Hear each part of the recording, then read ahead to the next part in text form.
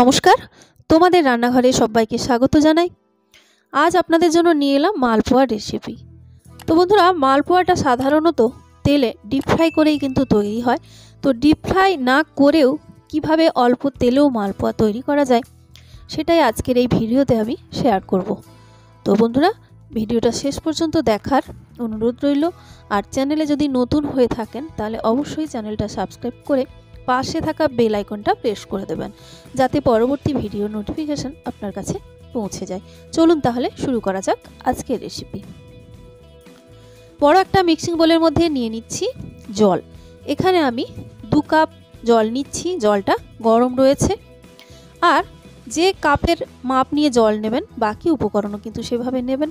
দিয়ে দিলাম 1 চা চামচের প্রায় 5 ভাগের 1 ভাগ নুন। আর কাপটা এখানে বন্ধুরা 180 ml চায়ের কাপ নিয়েছি। এবারে এর মধ্যে আমি দিয়ে দিচ্ছি গুঁড়ো দুধ। তো এখানে গুঁড়ো দুধ দিয়ে দিচ্ছি আমি প্রায় 3 চা চামচ ভর্তি করে।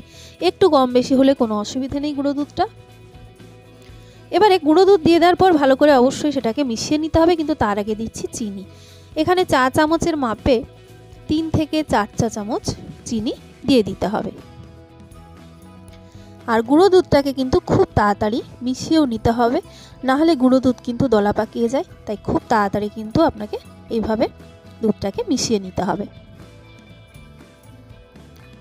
ভালো করে দুধ মেশানো হলে এর মধ্যে আমি এবার অ্যাড করব হচ্ছে ময়দা। তো এখানে ওই একই কাপের আমি প্রথমে 1 কাপ ময়দা দিচ্ছি। পরিমাণ কম বেশি হতে পারে, তবে প্রায় 2 কাপ ময়দা লাগবে। তো আমি প্রথমে 1 কাপ ময়দা দিলাম। আর ওই একই কাপের 4 ভাগের 1 ভাগ দিয়ে দিলাম মিহিদানার সুজি। আর প্রায় 1 চা চামচ মৌরি দিয়ে দিচ্ছি। এই পানমৌরির গন্ধটা কিন্তু মালপোয়াতে দারুণ লাগে। আর দিয়ে দিচ্ছি 1/2 চা চামচ মতো ঘি। ঘিয়ের গন্ধ আর মৌরির গন্ধ দুটোই কিন্তু মালপোয়াতে খুব ভালো লাগে। তো এবারে ভালো করে একটু মিশিয়ে নিচ্ছি। আগেই বলেছি এখানে ময়দা আরও লাগবে। তো তবুও প্রথমে একসঙ্গে বেশি ময়দা না দিয়ে প্রথমে অর্ধেকটা মতো দিয়ে মিশিয়ে নিচ্ছি, তারপরে বাকি ময়দা অ্যাড করছি। তো প্রায় আরও 1 কাপ ময়দা এখানে দিয়ে দিচ্ছি। এখানে ব্যাটারটা কেকের থেকে একটু পাতলা হবে, এটা হচ্ছে মাথায় রাখতে হবে আপনাকে। কেকের ব্যাটার যতটা ঘন করে তৈরি করছিলাম তার থেকে একটু পাতলা। বেশ ভালো করে মিশিয়ে ব্যাটারটা তৈরি করে নিতে হবে। আর যত ভালো ফেটাবেন তত কিন্তু মালপোয়া নরম হবে আর তত ভালো করে ফুলে উঠবে। তো এটা ভালো করে মেশানোর পরে অবশ্যই রেস্টে কিন্তু একটু রেখে দিতে হবে। প্রায় 10 থেকে 15 মিনিট এটা অবশ্যই রেস্টে রাখবেন। আর যদি আপনি পছন্দ করেন অল্প একটু খাবার সোডা অ্যাড করে দিতে পারেন। এবারে আমি মালপোয়ার যে চিনির শিরাটা সেটা তৈরি করব। একটা প্যান বসিয়ে দিয়েছি। তাতে ওই একই কাপের দেখুন প্রায় 1 কাপই বলা যায়, কিন্তু 1 কাপের থেকে একটু কম পরিমাণে চিনি দিলাম। আর পুরো 1 কাপ ভর্তি করে জল দিয়ে দিলাম। জল যতটা দিচ্ছি তার থেকে চিনিটা একটু কম পরিমাণে দিতে হবে। একটা এলাচ ফাটিয়ে দিয়ে দিলাম।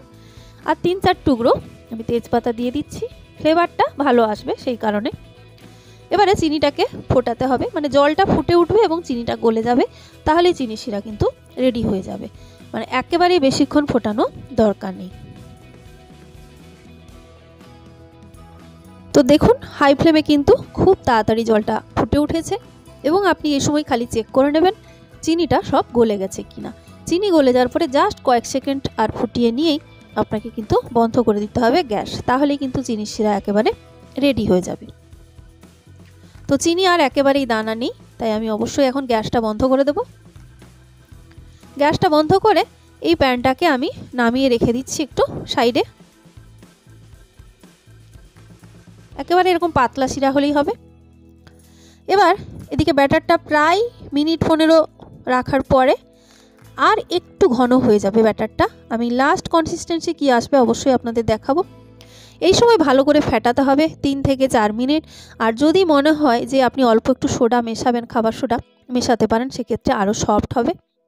মালপোয়া কিন্তু একটু সফট করতে গেলে একটু সোডা মিশিয়ে দিলেই ভালো, আর না হলে খুব ভালো করে কিন্তু ফেটাতে হবে। আচ্ছা, আর কনসিস্টেন্সি দেখতেই পাচ্ছেন কীরকম এসছে। ঠিক এরকম একটা কনসিস্টেন্সি, মানে কেকের ব্যাটারের থেকে একটু পাতলা হবে। এবার গ্যাসে একটা আমি বসিয়ে দিচ্ছি আপ্পাম প্যান। আপ্পাম প্যানটাকে হাই ফ্লেমে রেখে প্রথমে গরম করে নিতে হবে। যখন দেখবেন যে ভালো মতো গরম হয়ে গেছে তখন ফ্লেমটাকে একটু লো মিডিয়ামের মাঝামাঝি বা যদি মনে হয় যে খুব বেশি গরম, লো করে দিতে পারেন সেক্ষেত্রে। তারপরে কয়েক ফোঁটা করে তেল কিন্তু মোল্ডগুলোতে দিয়ে দিতে হবে। একেবারে কম পরিমাণে তেল দিতে হবে। আর এই একই তেলে আপনি অন্ততপক্ষে প্রায় 3 বার মতো কিন্তু মালপোয়া তৈরি করে নিতে পারবেন। একেবারে অল্প তেলেই কিন্তু খুব সুন্দর মালপোয়া তৈরি হয়ে যাবে। এবার ফ্লেমটাকে লো মিডিয়ামের মাঝামাঝি বা লো, যেটা দেখবেন সুবিধা মতো করে এবার এই ব্যাটারটা দিতে হবে। ব্যাটার দেওয়ার আগে অবশ্যই আরেকবার ফেটিয়ে নেবেন ভালো করে।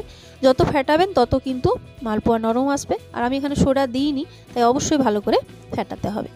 এবার ব্যাটারটা দরকার মতো আপনি মোল্ডের সাইজ অনুযায়ী ছোট বড় করে দিয়ে দেবেন।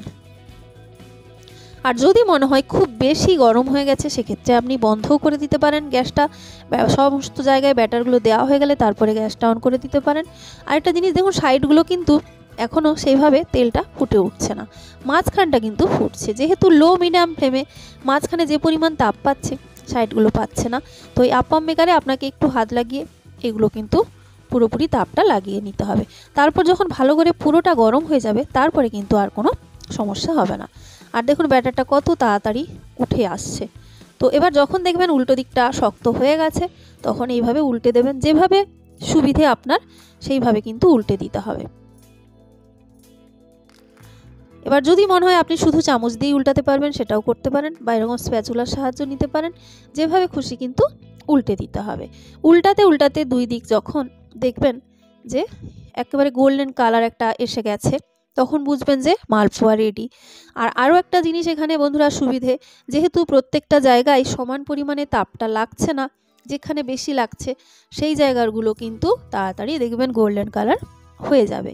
তাই সেই জায়গাগুলোকে গোল্ডেন কালার হয়ে গেলে তুলে নিয়ে আবার কিন্তু আপনি ব্যাটার দিয়ে দিতে পারবেন। খুব কম সময়ের মধ্যে অনেকগুলো কিন্তু আপনি মালপোয়া তৈরি করতে পারবেন। আর দেখুন এগুলো বেশ সুন্দর কালার কিন্তু চেঞ্জ হয়ে গেছে, দেখতে পাচ্ছেন। তো এরকম যখন হয়ে যাবে, তখন কিন্তু এগুলোকে তুলে নিতে হবে। সাইডেরগুলো কিন্তু এখনও সেইভাবে গোল্ডেন কালার আসেনি।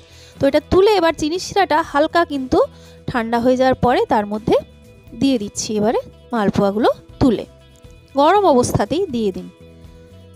যেগুলো যেগুলো মনে হচ্ছে হয়ে গেছে তুলে নিতে হবে। আর যেটা বলছিলাম, দেখুন একটা করে ফ্রাই করে তোলার পরেও যে পরিমাণ তেল দিয়েছিলাম, তেল কিন্তু এখনও আছে। সাইডেরগুলো চাইলে একটু মাঝখানের দিকে দিয়ে দিন, যাতে করে তাড়াতাড়ি করে সেগুলোও ফ্রাই হয়ে যায়। এইভাবে উল্টে পাল্টে নিজের সুবিধা মতো গোল্ডেন কালার হয়ে গেলে তুলে নিতে হবে। আর যেগুলো যেগুলো ফাঁকা আছে দেখবেন সেগুলোতে ব্যাটার দিয়ে আবার ভর্তি করে দিতে হবে। আর যদি মনে হয় যে বেশি করে ব্যাটার দেওয়া যাচ্ছে, বেশি দেবেন মোল্ডের সাইজ অনুযায়ী, বা আপনি ছোট ছোটও বানাতে পারেন। এটা একেবারেই আপনার সুবিধা মতো যেরকম খুশি কিন্তু আপনি তৈরি করতে পারেন। তো দেখছেন মাঝখানেগুলো কিন্তু অনেক তাড়াতাড়ি হচ্ছে, সেজন্য জায়গাগুলো পাল্টে দেবেন। যেগুলো তাড়াতাড়ি ফ্রাই হয়ে যাচ্ছে সেগুলোকে একটু সাইড করে দেবেন। আর মাঝে যেগুলো হালকা কাঁচা রয়েছে বা কালারটা আসেনি, তাদেরকে একটু মাঝখানের মোল্ডটাতে ট্রান্সফার করে দেবেন। তাহলে কিন্তু খুব তাড়াতাড়ি এইভাবে মাথা খাটিয়ে আপনি অনেকগুলো তৈরি করতে পারবেন। এরপরে যেটা করব, চিনির শিরাটা একেবারে ঠান্ডা হয়ে গেছে। মালপোয়াগুলো এই চিনির রসের মধ্যে দিয়ে দেব। দিয়ে এবার যেটা করব, একটু ফুটিয়ে নেব।